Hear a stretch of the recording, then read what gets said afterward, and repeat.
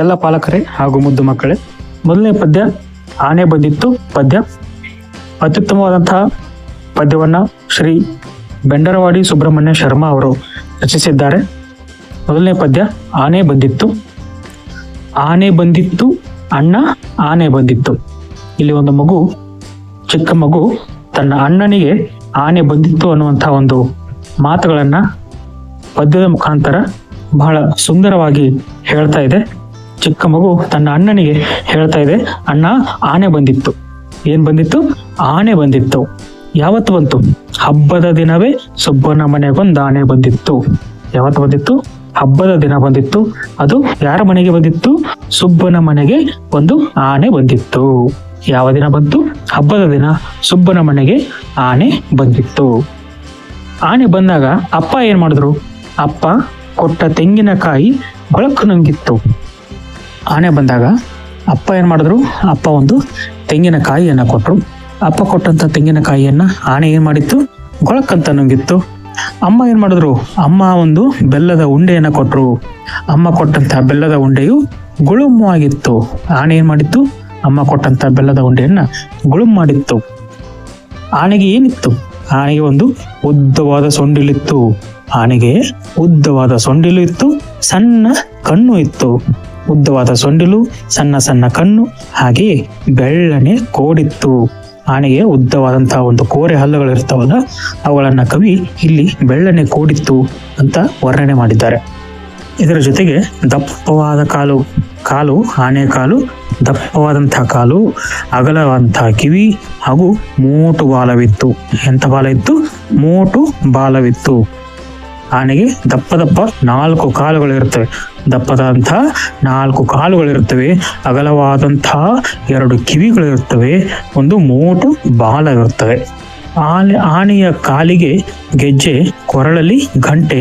2 ಆನೆ ನಡ್ಕೊಂಡು ಬರ್ತಾ ಇರಬೇಕಾದ್ರೆ ಆನೆಯ ಕಾಲಲ್ಲಿ ಇರ್ತಕ್ಕಂಥ ಗೆಜ್ಜೆ ಝಲ್ ಝಲ್ ಝಲ್ ಅಂತ ಸದ್ದು ಮಾಡ್ಕೊಂಡು ಬರುತ್ತೆ. ಆನೆ ಕಾಲಲ್ಲಿ ಗೆಜ್ಜೆ ಕಟ್ಕೊಂಡು ಬರುತ್ತೆ, ಕೊರಳಲ್ಲಿ ಗಂಟೆ ಕಟ್ಕೊಂಡು ಬರುತ್ತೆ. ಆನೆಯನ್ನು ನಾವು ದೇವರ ಸಮಾನವಾಗಿ ಪೂಜಿಸ್ತೀವಿ. ಅಂತ ಒಂದು ಆನೆ ಬಂದಿತ್ತು.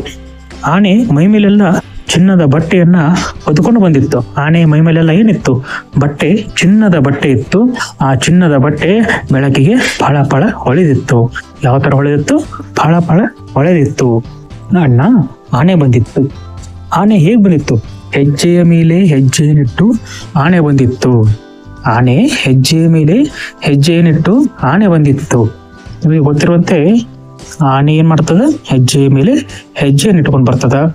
ಆಮೇಲೆ ಅಲ್ಲಿ ಒಂದು ನೀರಿನ ಕೊಳ ಇರುತ್ತದೆ. ನೀರಿನ ಕೊಳದಲ್ಲಿ ಏನ್ ಮಾಡ್ತದ? ಆನೆ ನೀರಿಗೆ ಇಳಿದು ಸೊಂಡಿಲು ಹೊಡೆದು ಜಳಕ ಮಾಡಿತ್ತು. ಏನ್ ಮಾಡಿತ್ತು? ಜಳಕ ಮಾಡಿತ್ತು. ಆನೆ ಹೇಗ್ ಜಳಕ ಮಾಡ್ತದ? ನೀರಲ್ಲಿ ಇಳಿದು ಸೊಂಡಿಲನ್ನ ಬಡಿದು ಆ ಸೊಂಡಿನಲ್ಲಿ ನೀರನ್ನು ತುಂಬಿಕೊಂಡು ತನ್ನ ಮೈ ಮೇಲೆಲ್ಲ ಚಲ್ಕೊಂಡು ಆನೆ ಜಳಕ ಮಾಡಿತ್ತು. ಹೊಟ್ಟೆ ಗುಡಾಣ ಕೇಳೋ ಜಾಣ. ಆನೆ ಹೊಟ್ಟೆ ಯಾವ ತರ ಇರುತ್ತೆ? ದೊಡ್ಡದಾದಂತ ಹೊಟ್ಟೆ. ಆನೆ ಸಣ್ಣ ಪುಟ್ಟ ಹೊಟ್ಟೆ ಅಲ್ಲ, ಆನೆ ಬಹಳ ದೊಡ್ಡದಾದಂತ ಹೊಟ್ಟೆ. ಗುಡಾಣ ಅಂದ್ರೆ ತುಂಬಾ ದೊಡ್ಡದಾದಂತ ಹೊಟ್ಟೆಗೆ ಗುಡಾಣ ಅಂತ ಹೇಳ್ತವೆ. ಆನೆ ಹೊಟ್ಟೆ ಗುಡಾಣ ಕೇಳೋ ಜಾಣ. ಆನೆ ಬಂದಿತ್ತು. ಕೆಳಕ್ಕೆ ಬಗ್ಗಿ ಸೊಂಡಿಲು ಎತ್ತಿ ಸಲಾಮು ಮಾಡಿತ್ತು. ಏನ್ ಮಾಡಿತ್ತು? ಆನೆ ಕೆಳಗೆ ಬಗ್ತು ಸೊಂಡಿಲನ ಮೇಲೆ ಎತ್ತಿ ಸಲಾಮು ಮಾಡಿತ್ತು. ಯಾರಿಗೆ? ಮಕ್ಕಳಿಗೆ. ಕೆಳಕ್ಕೆ ಬಗ್ಗಿ ಸೊಂಡಿಲು ಎತ್ತಿ ಸಲಾಮು ಮಾಡಿತ್ತು. ಅಲ್ಲಿರುವಂತಹ ಮಕ್ಕಳಿಗೆ ನಮಸ್ಕಾರ ಮಾಡಿತ್ತು. ಅಲ್ಲಿರುವಂತಹ ದೇವರುಗಳಿಗೆ ನಮಸ್ಕಾರ ಮಾಡಿತ್ತು. ಬನ್ನಿರಿ ಮಕ್ಕಳೇ ಸವಾರಿ ಮಾಡಿ ಎಂದು ಕರೆದಿತ್ತು.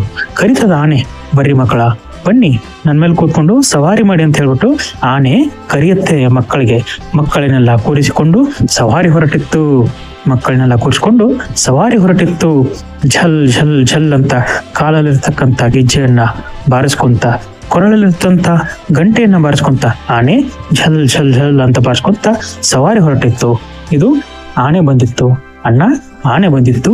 ಚಿಕ್ಕ ಮಗು ತನ್ನ ಅಣ್ಣನಿಗೆ ಆನೆ ಯಾವ ರೀತಿ ಬಂದು ತಮ್ಮ ಮನೆಯ ಮುಂದೆ, ತಮ್ಮ ಊರಲ್ಲಿ ಯಾವ ರೀತಿ ಎಲ್ಲ ಸುತ್ತಾಡಿತ್ತು, ತನ್ನ ಅಪ್ಪ ಏನ್ ಕೊಟ್ರು, ಅಮ್ಮ ಏನ್ ಕೊಟ್ರು, ಆನೆ ಯಾವ ತರ ಜಳಕ ಮಾಡ್ತು, ಇದನ್ನೆಲ್ಲವನ್ನ ವರ್ಣನೆ ಮಾಡ್ತಾ ಮಕ್ಕಳು ಜೊತೆ ಆನೆ ಏನೇನ್ ಮಾಡ್ತು ಅನ್ನೋದನ್ನ ಈ ಒಂದು ಪದ್ಯದಲ್ಲಿ ಕವಿ ಸುಂದರವಾಗಿ ಹೇಳಿದ್ದಾರೆ. ಸವಿ ಕನ್ನಡ ಪ್ರಥಮ ಭಾಷೆ ಕನ್ನಡ ಅಭ್ಯಾಸ ಸಹಿತ ಪಠ್ಯಪುಸ್ತಕದ 2ನೇ ತರಗತಿಯ ಈ ಒಂದು ಅಭ್ಯಾಸಕ್ಕೆ ಆತ್ಮೀಯವಾದ ಸ್ವಾಗತ.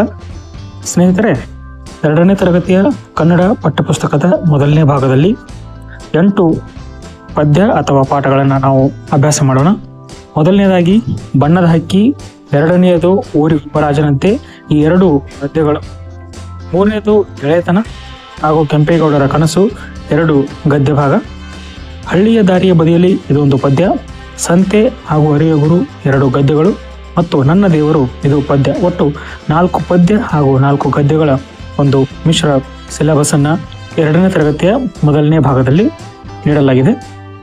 ಮೊದಲಿಗೆ ಮಾಡಿ ಕಲಿ ಹಾಡಿನಲ್ಲಿ ಈ ಕೆಳಗಿನ ಚಿತ್ರಗಳಿಗೆ ಬಣ್ಣವನ್ನು ತುಂಬಿಸಿರಿ.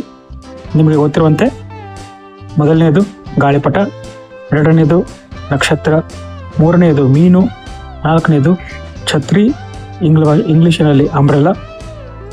ಇವುಗಳನ್ನು ಚುಕ್ಕಿಯನ್ನು ಜೋಡಿಸಿ ಚಿತ್ರವನ್ನು ರಚಿಸಿ ಬಣ್ಣವನ್ನು ತುಂಬಬೇಕು. ಇಲ್ಲಿ ಒಂದು ಮೀನಿದೆ, ಆಂಗ್ಲ ಭಾಷೆಯಲ್ಲಿ ಇದನ್ನು ನಾವು ಫಿಶ್ ಅಂತ ಕರಿತೀವಿ.